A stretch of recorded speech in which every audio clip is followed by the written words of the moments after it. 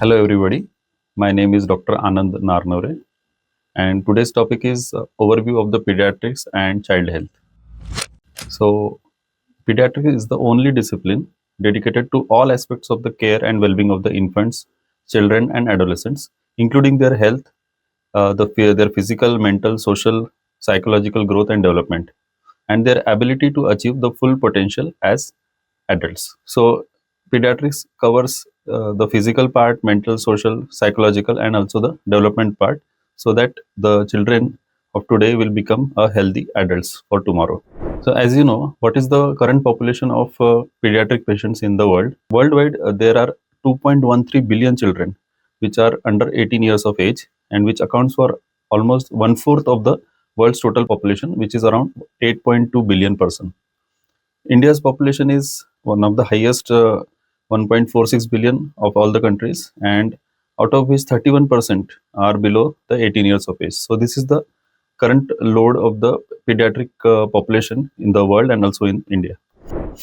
So, there are multiple factors which can affect the health of the child. Here are some of them, like economic condition of the patient, and also the whole society, the educational, social, and cultural considerations, health and social welfare, infrastructure, climate and geography of that area, agriculture resource practice which account for nutritional resource, stage of industrialization and urbanization, gene frequency for certain disorders.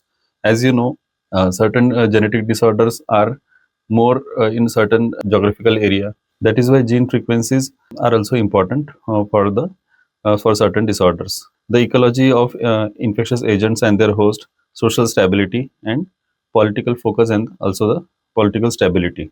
So these are the global factors which affect the health of any kid. So overall, if you can see, for last 3 decades, we can see from 1990 to 2019, the parameters which we compare for the health of the children is under 5 mortality, infant mortality, neonatal deaths, and stillbirths. So as you can see, as the research and advancement in the medical field, so there is a decline in the all these parameters. So under 5 mortality has also decreased from 12.7 to 5.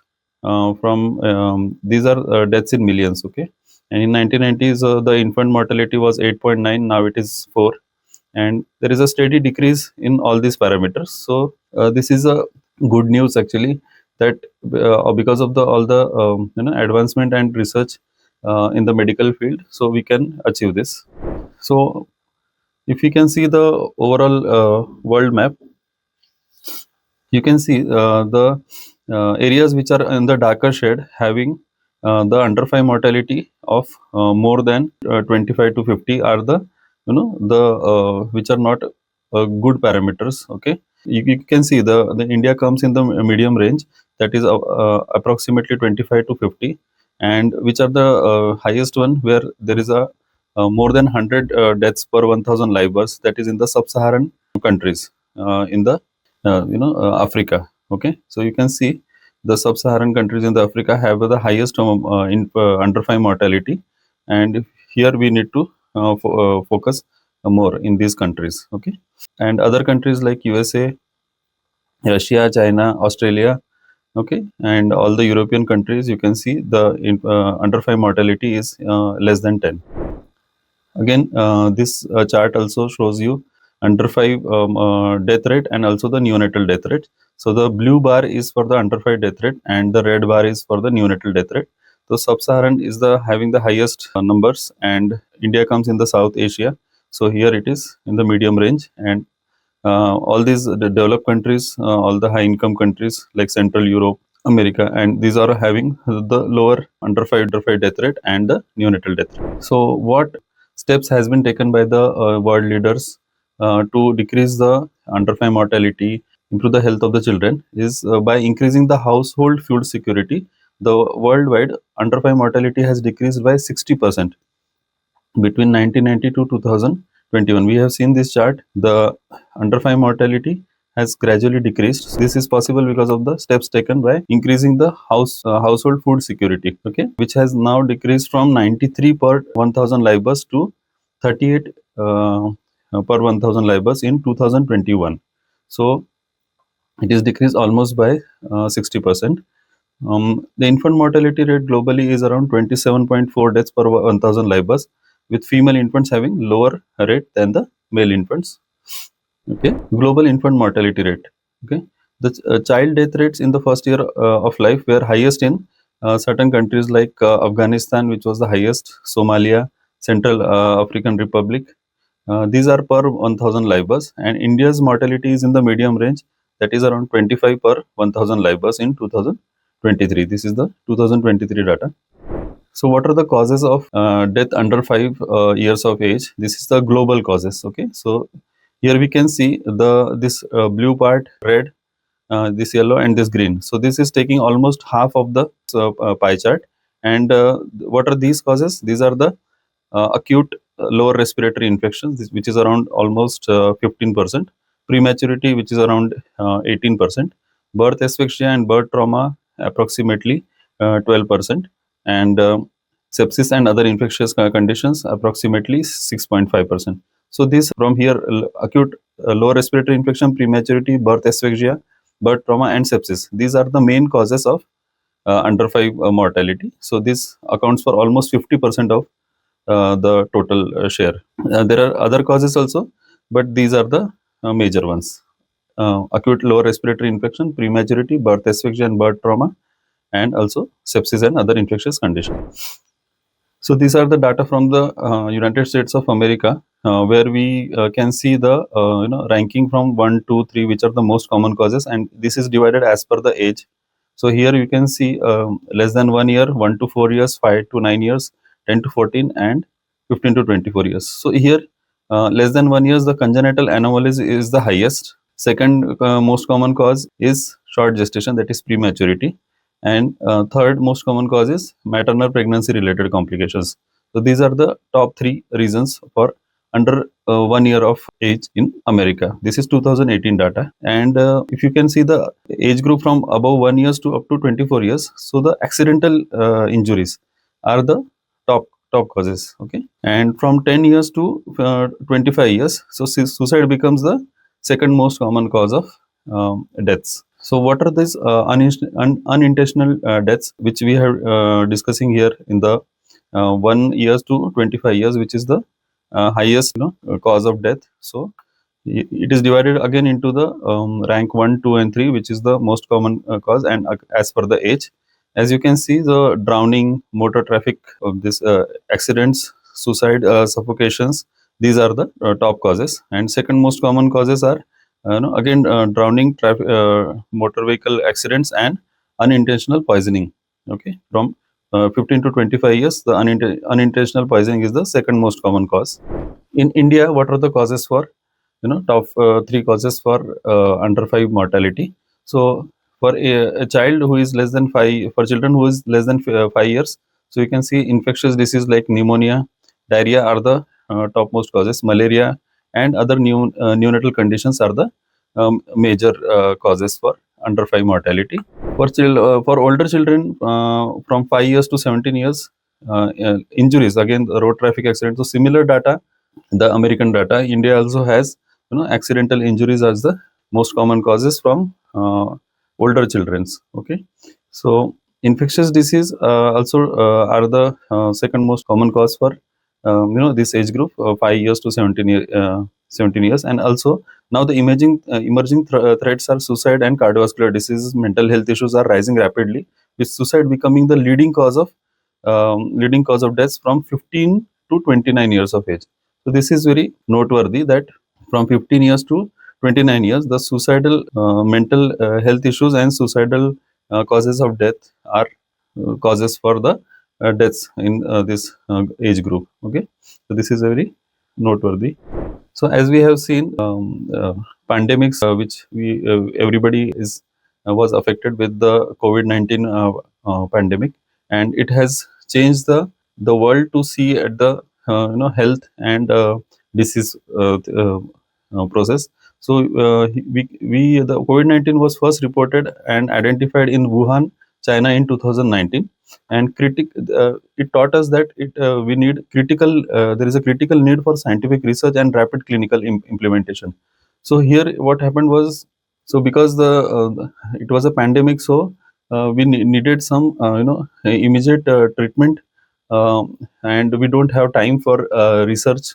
We don't have time for research about the disease, and also we need some preventive measures like vaccination. So we had to develop vaccines, and when the vaccine was developed, it was distributed, and we didn't have too much time also to to check the long term effects of the vaccination. But as it was a pandemic situation, so we had to has have very less time and urgent need for preventive actions.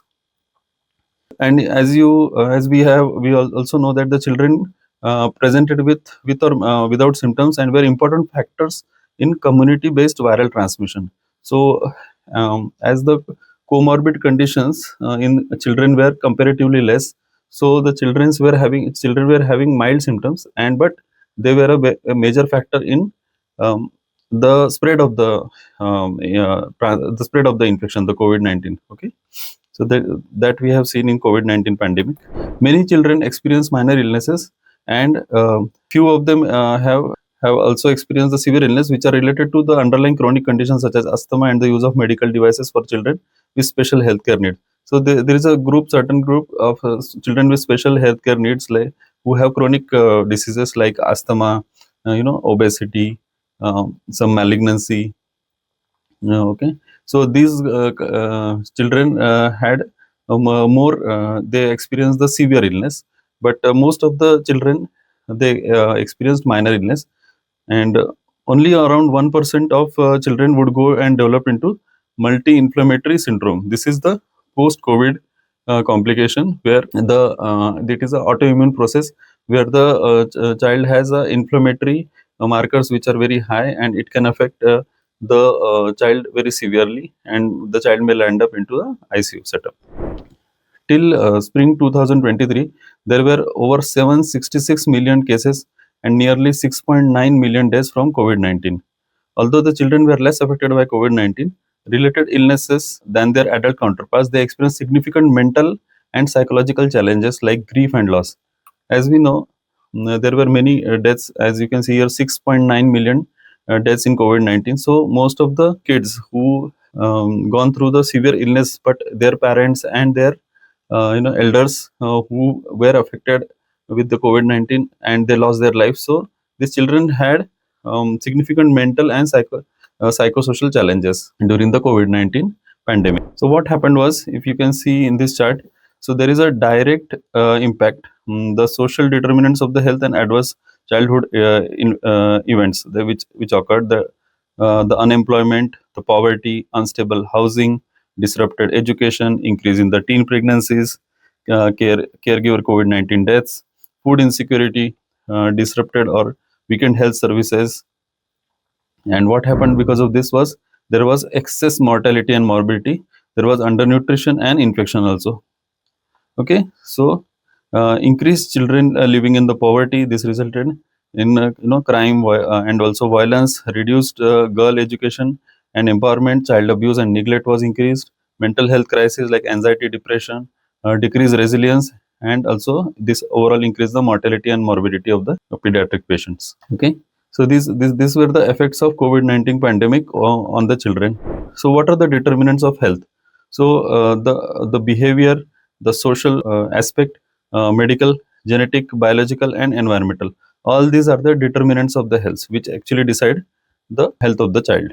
So this is again a socio-economic, socio-ecologic model, which tells you about the how the how others, the social and other environmental factors take part in the disease process. So here you can see these are the outer core are the basic causes, like if there is a weak economic structure or social organization is weak, or the political, or there is some war going on, so this all conditions will lead to the decreased in the safe water availability, healthcare facility, the income will be less, the food availability will be less, and this will lead to the inadequate care of the children, unhealthy household environment, household food insecurity will be more, and ultimately it will lead to inadequate dietary intake, disease exposure, injury, and the disease process or the undernutrition and disability. So these are the overall basic causes, the underlying cause, and the immediate causes are which will lead to the disease process. Okay, so there can be disparities between the children's health as per the various factors, especially the race, socioeconomic class, and the residence pattern, like whether they are residing in the urban or the rural area. So what happens is, if children are from different race, okay, and different socioeconomic class like rich and poor, and also urban or versus rural, so there is a difference in the environment of the children and their psychology, and also the social and the physical aspect, which will lead to the differential access or exposure to the health care quality and access. Also exposure to toxins, pollutants, pathogens, carcinogens will be uh, varied according to the socioeconomic class, race, and ethnicity. Okay, the stress, the allostatic load. We will be talking about this allostatic load also in the next slides. Okay, and so these all disparities will lead to the um, different outcomes of the child health. So here is a slide where you can see where um, the black population, white population, Hispanic, and also the Asian population has been compared for various health indicators like child with special healthcare needs, asthma, obesity, infant mortality. So here you can see mostly the socioeconomic class, where the poor socioeconomic class has been affected with all these conditions more compared to the which who are not poor, and different races have different incidence of all these conditions. So these are the factors which lead to the child health disparities. So what are sustainable developmental goals? So in 2015, world leaders agreed to 17 goals, the sustainability development goals to improve the global well-being by 2030. These were based on the earlier millennial developmental goals, which were seven, and which were then further taken forward in these 17 sustainable developmental goals. So these 17 sustainable developmental goals. First is there should be no poverty, zero hunger, good health and well-being, quality education, gender equality, clean water and sanitation, affordable and clean energy, decent work and economic growth, industry, innovation and infrastructure, reduce inequalities, sustainable cities and communities, responsible consumption and production, climate action, life below water, life on land, peace, justice, and strong institution and partnership for the goals. So these were the 17 sustainable developmental goals which the world leaders agreed to, and for the better global, So what are the essential interventions across the continuum of care to improve the child's survival? So health and multi-sector actions, like what can we do to improve the child health? So we can ensure the food security for the family, the mother and the child. Okay, we can increase the maternal education. We can provide safe drinking water and sanitation, which will decrease the infection which is coming from contaminated water. Hand washing with soap. This is again education and awareness part. Reduce household air pollution, health education in the school. So these are the multi-sector actions which can increase the child survival. Okay, so what are age specific action? So it starts right from pre-pregnancy part, where the family planning and preconception care, the uh, uh, the woman who is educated and who is properly planning for the pregnancy will have a better outcome than an accidental pregnancy, or who is not prepared mentally or physically. Okay, so that is why it starts right from the pre-pregnancy age, and during the pregnancy, what can we take actions, like appropriate care for the normal and high risk pregnancy. okay, like maternal tetanus vaccination, like antenatal steroids for the premature birth. If we are suspecting a premature delivery, we can give antenatal steroids. Intermittent preventive treatment for malaria, okay. During the childbirth, what actions we can take, like during the maternal and intrapartum care and monitoring, skilled delivery, thermal care for all newborns, clean cord and skin care, early initiation and exclusive breastfeeding within the first hour. So newborn resuscitation, so we can train the uh, healthcare workers in the newborn resuscitation and improve the newborn outcome.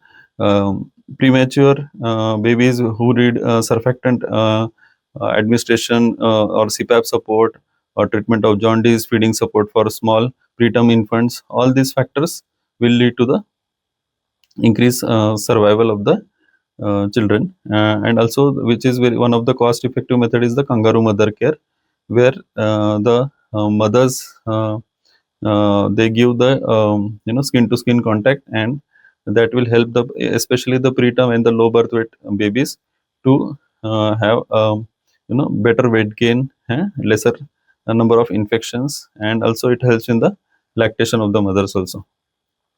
What can we do in the postnatal period? The appropriate postnatal visits, extra care for small sick babies. So high risk OPDs, where the if the baby was preterm or low birth weight, so we can follow up for them in the high risk OPDs. Support feeding, management of respiratory complications, antibiotics for newborns at risk, and for treatment of bacterial infection like premature rupture of membrane, sepsis, meningitis, pneumonia. What can we do during the infancy and the childhood? So exclusive breastfeeding for 6 months. So this is a universal universal thing, to give the baby first 6 months exclusive breastfeed of his own mom. So this will ensure the developmental outcome is also good, and also the chances of infections are also loose. Chances of infections are also less, because mother's milk contains various antibodies like secretory IgA, help the baby to fight against the infections. Continued breastfeeding up to at least 2 years, with appropriate complementary feeding from 6 months of age. So this is very essential, okay, very cost effective. Monitoring and care for the child growth and development, okay. Routine immunization for childhood disease, micronutrient supplementation like vitamin A from 6 months, prevention of childhood disease like malaria by using the insecticide treated bed nets, pneumonia, diarrhea, meningitis, again vaccinations, and measles, again vaccination, prevention of mother to child transmissions. So what can we do? We can focus on the common infections, okay, proper vaccinations, and also the health education too during the especially during the infancy. So the quadruple aim for healthcare. So how can we increase the healthcare overall? So improving the health of the population, including equity. We can reduce the cost, the healthcare, reducing the per capita healthcare cost, satisfaction, that is joy in work for the provider. So the healthcare workers can be remunerated more for their work, and which will help in the job satisfaction, and also improving the patient care experience. So this is the quadruple aim for the healthcare. So here you can see the healthcare delivery system. So there is a health facility, and also there are the peripheral centers, like smaller setups, like a sub district hospital or a rural hospital. At the extreme periphery, there is a primary health centers, and the healthcare workers, the community health workers, can go from door to door and reach into the society for the education and the healthcare part. So this is a chart showing the different healthcare facility levels, like a oral polio vaccination campaigns, which the healthcare workers go door to door. If the you know people don't come to the healthcare facility, the healthcare workers can go from door to door for to ensure the maximum vaccination. So there is a program called as integrated management of childhood illness, which was later converted to integrated management of neonatal and childhood illness. So what is this program? So this is a It was launched in the mid 1990s by UNICEF and WHO as an approach to reduce the child death, illness, and disability, and to promote the improved growth and development in countries struggling with the high child mortality rates. So, what is this program? So, in 2003, the IMNCI guidelines went in minor transition, including addition of the newborn care under 1 week of age. So it was renamed as Integrated Management of Newborn and Childhood Illness. So IMNCI became IMNCI in 2003. So more than 100 countries have adopted this IMNCI and implemented some or all of its components that included not only improving the healthcare workers' skill but also strengthening the health system and improving the family and community practices. So after 20 years of implementation, a recent review of the IMNCI strategy noted that it was associated with 15% reduction in the child mortality, and when activities were properly implemented in the health facilities and community. So this is a very big change. So if we adopt this IMNCI and implement it properly, so there can be a reduction of even 15% in the child mortality. So that's a very good number. So what is this IMNCI? So what does it focuses on? So whenever there is a sick child which comes to you, so you have to see for the 5 danger signs. So what are that? Is the child able to drink or breastfeed? That is feeding. Does the child vomit everything? Has the child had convulsion? So this is a history, and look for the if the child is lethargy or unconscious, or is the child convulsing. So these are the 5 danger signs which we look for, and if it is yes, then we have to the child with any danger signs needs an urgent attention and complete assessment and any pre-referral treatment immediately, so that the referral is not delayed. So we have to act fast if there is any one of those danger sign. So does the child have cough or difficulty in breathing? Does the child have diarrhea, fever, or eating problem? You have to ask about these main symptoms, okay? And you also check for malnutrition and anemia, check for vaccination, vitamin A, and deworming. So if the look, listen, and feel.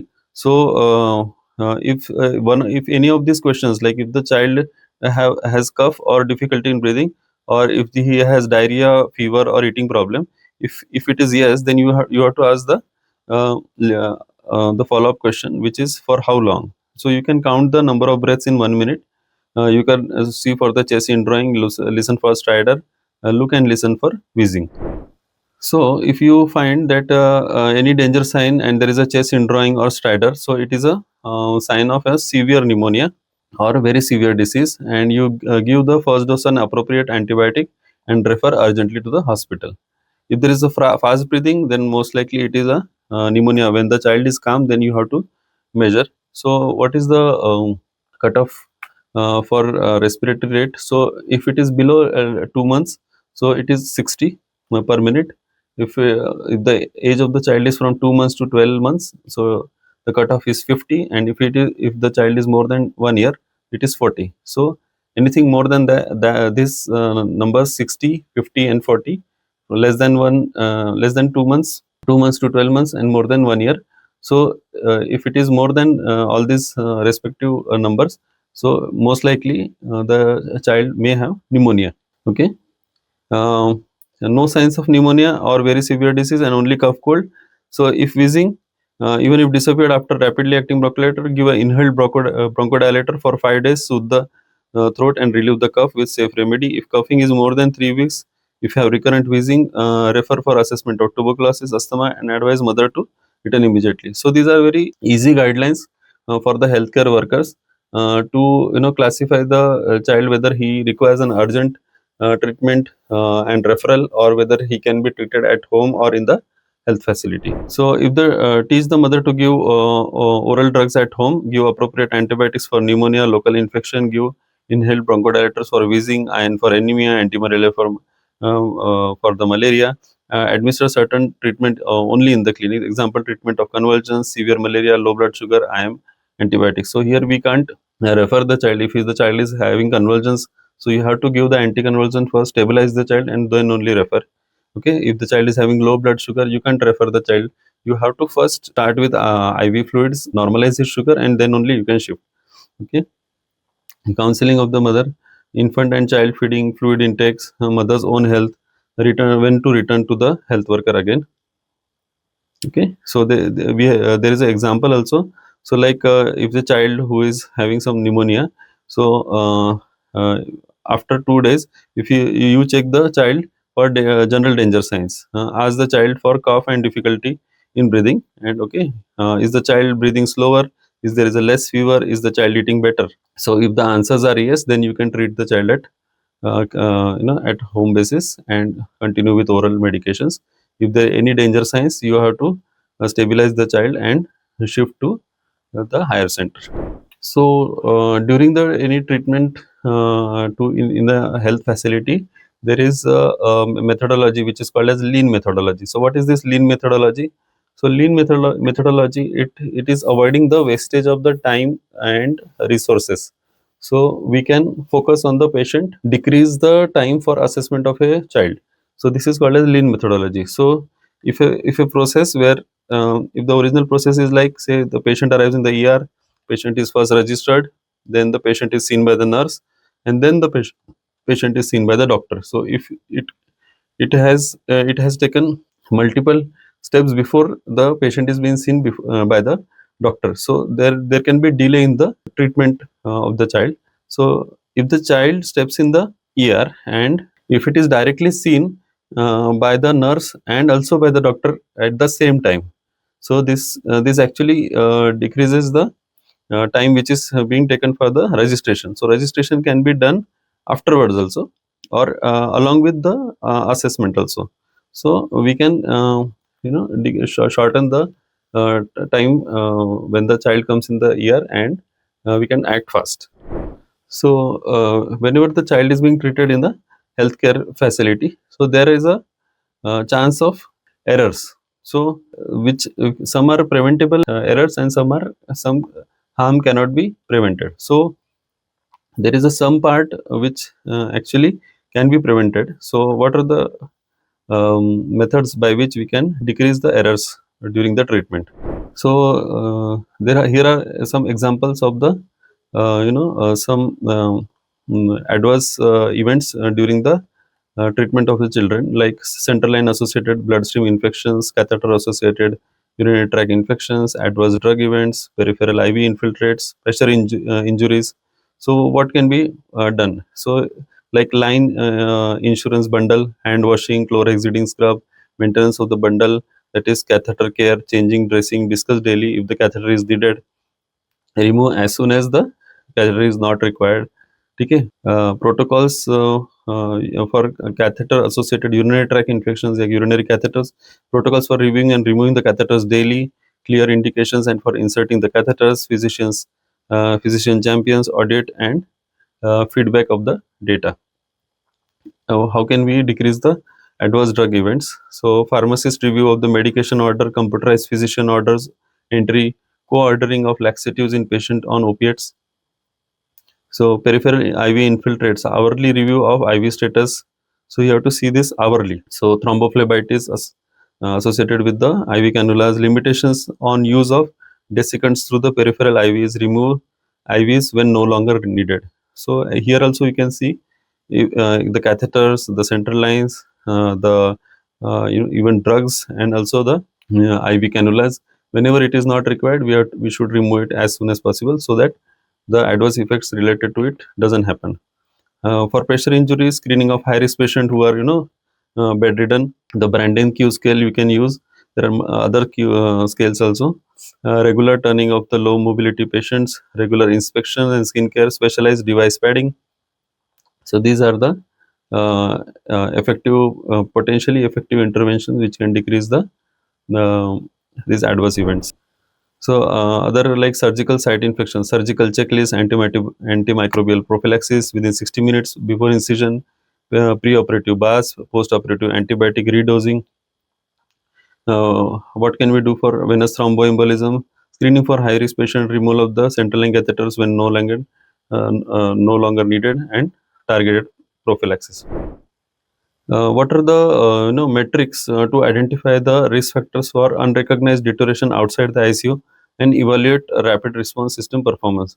So these are the metrics which can tell you whether if the numbers of these like unplanned ICU transfers, critical clinical deterioration, emergency transfers, significant clinical deterioration, or code event, okay, if these occurs more, so these are the metrics which we can assess on a monthly basis and improve our healthcare facility. So what is we can discuss few of them, like an unplanned ICU transfer. So all patient unexpectedly admitted to the ICU from a lower level of care, like a patient is in ward and he is suddenly because of the deterioration has been transferred to the ICU. If these numbers of this unplanned ICU transfers are more, so it tells you there is some lack or fallacy during in the monitoring of the patients, or there are some issues which are to be looked into when the patient is in the lower level care.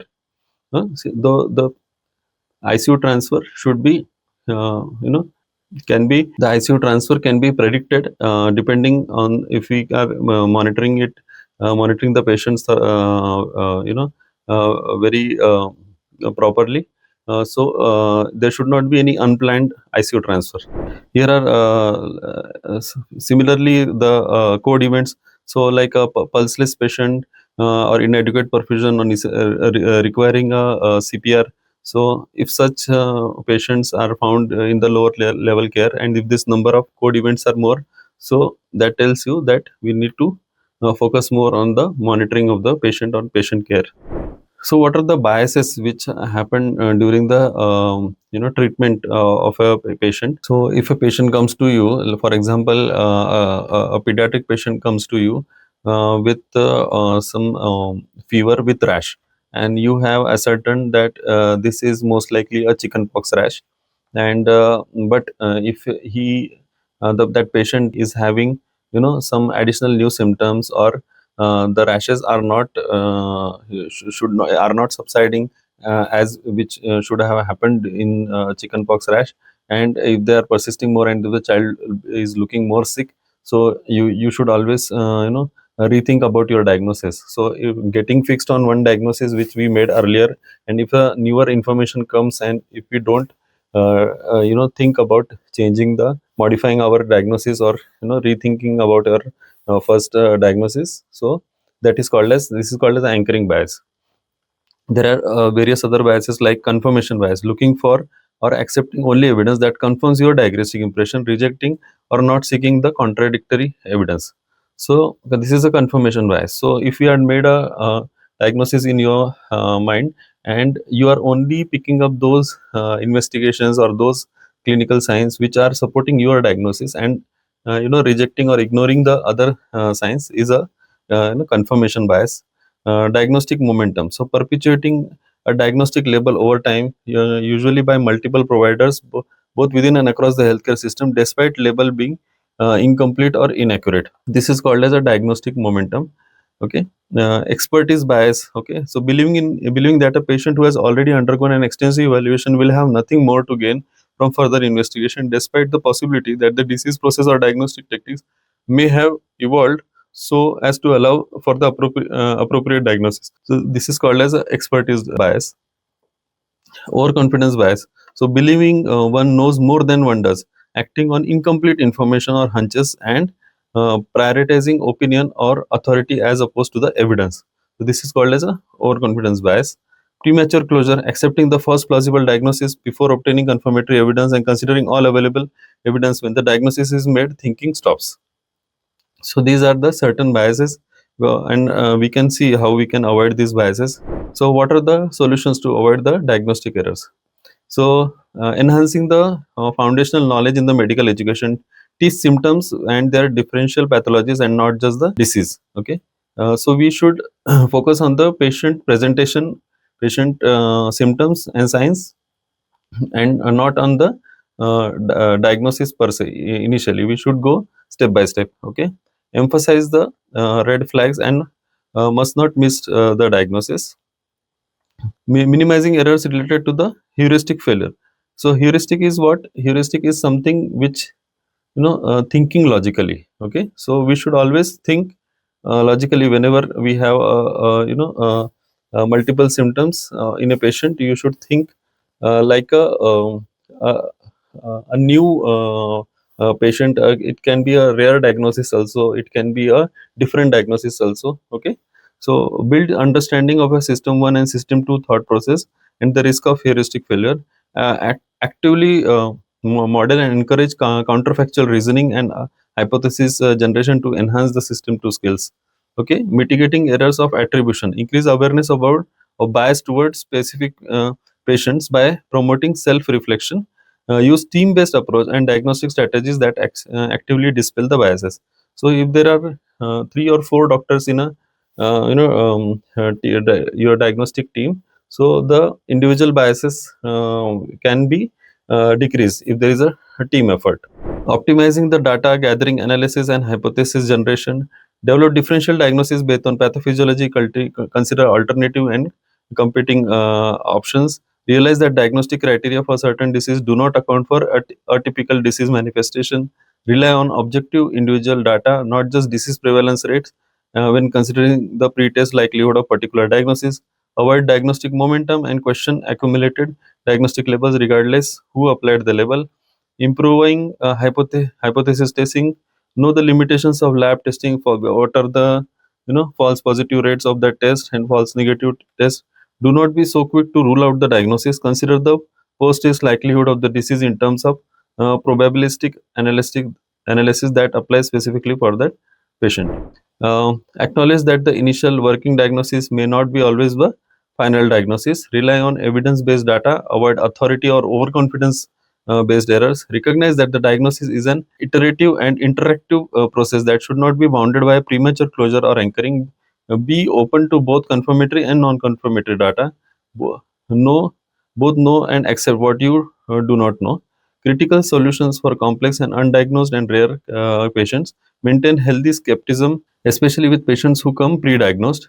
Analyze historical diagnostic data methodically and thorough and unpack all data completely. Examine actual studies such as tissue specimen and imaging investigation, and do not rely on written reports.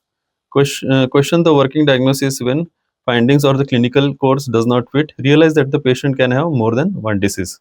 So these are the ways which we can avoid the errors. Incorporate all data. Avoid minimizing the significance of abnormal results. Do not ignore contradictory clinical and laboratory or imaging data. Never say never or it cannot be.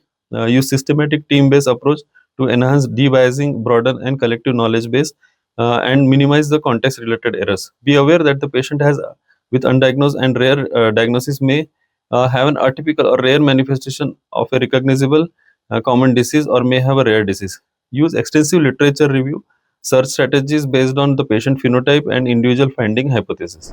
So what are the new morbidities? So the new morbidities are the diseases or the problems which we are facing after 2010. So before that it was called as the new morbidities, and this new morbidities is from 2010 till date. So what are these? So these are like adverse childhood experiences, toxic stress, allostatic load, chronic illnesses of lifestyle, example obesity, type 2 diabetes, and the hypertension, behavioral condition like autism, ADHD, depression, anxiety, food insecurity, oral health, witnessing community or interpersonal violence, peer victimization, bullying, and discrimination. So these are the new morbidities. So these are the newer problems which facing. Okay, so what are these? So first one is the adverse childhood experience. So what are these adverse childhood experience?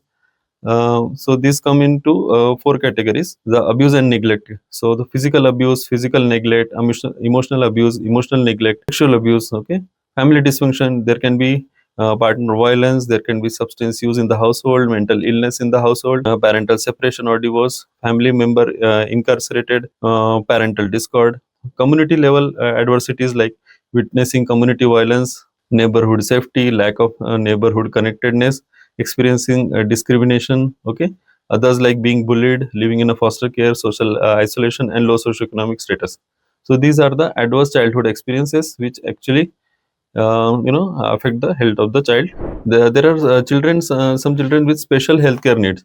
So what are these are the children which are having long term diseases like depression, ADHD, anxiety problems, behavioral or conduct problems, autism, developmental delays, intellectual disabilities, communication disorders like autism, asthma, diabetes, epilepsy, or seizure disorder, migraines, head injury, heart problems, blood problems like sickle cell anemia, cystic fibrosis, cerebral palsy, muscular dystrophy, Down syndrome, arthritis, and allergies. So these are the children which will require a long-term care, and these are having long-term ailments. So these can have difficulty in breathing or respiratory problems following digesting food, metabolism, blood circulation, repeated chronic or physical pain, headaches like migraine, seeing even when wearing seeing even when wearing glass or contact lenses, hearing even they are having difficulty in hearing even when using the hearing aid, taking care of self such as eating, dressing, bathing, coordination and moving around using his or her hands, learning, understanding, paying attention, speaking, communicating and being understood, feeling anxious or depressed, behavioral problems such as acting out, fighting, bullying or arguing, making and keeping friends. So these are the functional difficulties children with special healthcare needs. So now the pediatric world is changing. So what are the changes which are happening in the pediatric world? So initially, few decades back, the infections, the food security were the major issues. The malnutrition was the major issues, and because of the improving the food security and also the improving the healthcare facility and the advancement and research in the medical field. So now the infection and the nutritional part has been taken care of. Now the new morbidities are coming. Which we have discussed earlier, the adverse childhood experiences, the toxic stress, behavioral conditions, food insecurity, oral health, witnessing community and interpersonal violence. So now we can see the advances occurred in the diagnosis, care and treatment of the leukemia and other neoplasms. Certain conditions like cystic fibrosis, sickle cell disease, and disease of the newborn infants like congenital heart disease, genetic defects, rheumatic disease, renal disease, metabolic and endocrine disorder. So there are advances in all these diseases, and the 5-year survival rate increased drastically in these conditions. So like for example, ALL, which is the most common cancer in the children. So and 5-year survival rates has increased from less than 10 in 1960 to more than 90% in 2023 because of the treatment protocols and advancements. Cystic fibrosis in 1960 did not these children did not live till school age. In 2010, has now the projected life expectancy is 39 to 56 years. So adulthood. Sickle cell disease, like 1970s and early 1980s, these died within first 3 years of life. Today, 95% of the individuals born with sickle cell will live up to their 18th birthday. So these are the few examples like ALL, cystic fibrosis, sickle cell disease. So now the survival has improved, and because of the advances in the medical field. In 2021, the WHO recommended the use of RTS/AS01 malaria vaccine for children in areas of moderate to high levels of transmission of Plasmodium falciparum, which is the most prevalent cause of malaria in Africa. So, as more than 250,000 African children die from malaria each year. So, by introduction of such vaccines, we can decrease the under 5 mortality by controlling this malarial infection. So, thank you very much. Today's topics was overview of the pediatrics and also the child health. So, we had discussed the multiple factors which affect the child health and what is the situation of India in the global level, and the under 5 mortality. What steps can be taken to improve the health of the children, like programs like IMNCI, which has made a significant impact on the health of the children, and also certain diseases which survival has improved, sickle cell disease, the ALL, the cystic fibrosis, and now the new morbidities we have to focus on. And also we have also discussed the effect of COVID-19 pandemic, and how to be prepared for such pandemics if they come in the future. Thank you very much.